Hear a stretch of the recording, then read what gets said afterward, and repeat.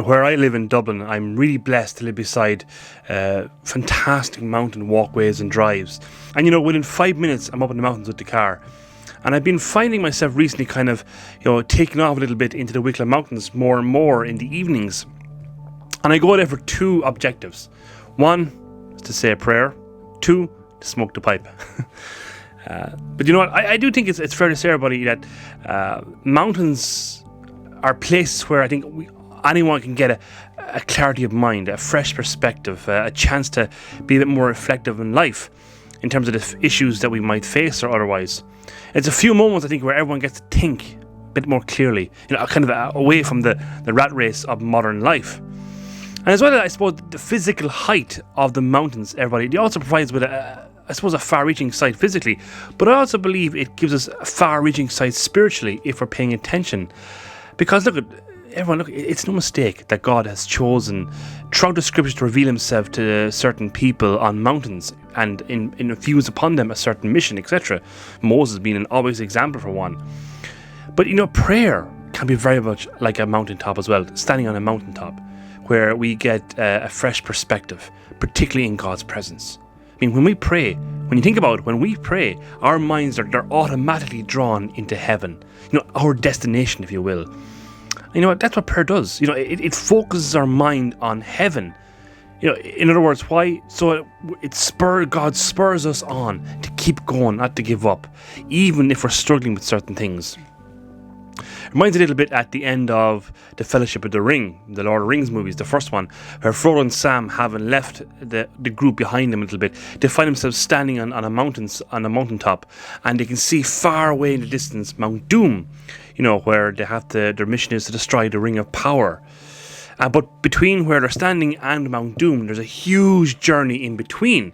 But it's a moment, everybody, in the film where, within the series of films, I should say, where our main characters, they stop and take stock of their goal and their mission. It's really important. And buddy, I was just thinking about this because the Transfiguration is just such a moment in Jesus' life. It's a decisive moment in his earthly life where the crucifixion is on the horizon. Death is now on the horizon for Jesus. Because remember, the previous passage to the Transfiguration, Peter, he objects to Jesus having to undergo suffering on the cross. And of course, Jesus doesn't take that too kindly, as we all know. He calls Peter Satan. Get out of my way, Satan. Get behind me. Your way is not my way. That's the way of the world type of thinking. But see, then that's when Jesus, he takes Peter along with James and John up Tabor.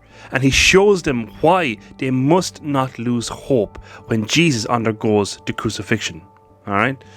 It's a really important moment, everyone, throughout the scriptures, particularly the New Testament, because it's a moment where Jesus, he displays to the three apostles just how perfectly in union he really is with God the Father. And the glory of God the Father shines through his flesh as light. The divinity and humanity in perfect union in a single image. Extraordinary stuff.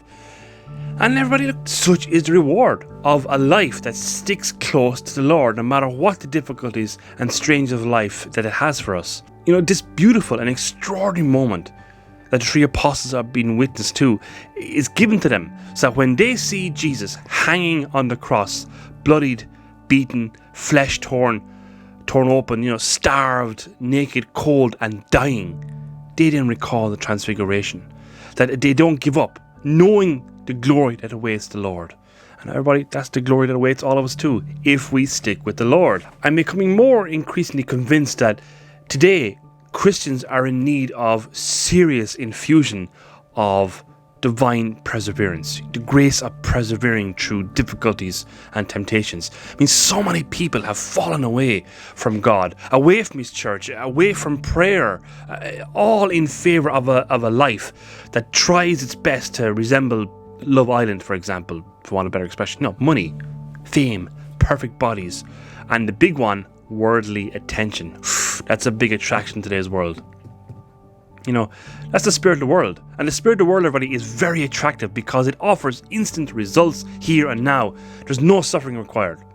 That's why so many of our fellow Christians have given into this spirit of the world, because they don't pray. They don't have a relationship with the Lord. They've walked away from the cross, walked away from God, walked away from meaning, away from his church. Everybody, you see, the way of the world, it offers plenty, and I mean plenty of riches and desirable rewards of the here and now. But by God, is the world starving of meaning, hope, and endurance in particular? Particularly when people are faced with suffering and death. I mean, when you think about it, it's why so many people are today. They're terrified of enduring suffering. Hence why assisted suicide, abortion, transgender issues, etc. All these things, everybody, they're symptoms of a war on our humanity. The human flesh, it's so easily damaged and therefore leads to suffering, and lots of folks can't deal with it. It has no meaning for them. All of those things are avenues that make us think we can escape responsibility and, I suppose, escape endurance through suffering. That's why a lot of people take it. So look, I'm saying, pray hard for the grace of perseverance. Stick with Jesus, to not give up on the journey of the Lord, no matter how hard it may get, and no matter how attractive other paths may be, especially when they start offering immediate results here and now. Be very wary of those paths. And I find that the goal of the Lord, the journey with God into heaven, friends, it's a goal with which the Blessed Mother will most certainly help you along. So look, everybody, the revelation of Jesus on Mount Tabor, it is a glimpse into the fruit of your prayer and my prayer.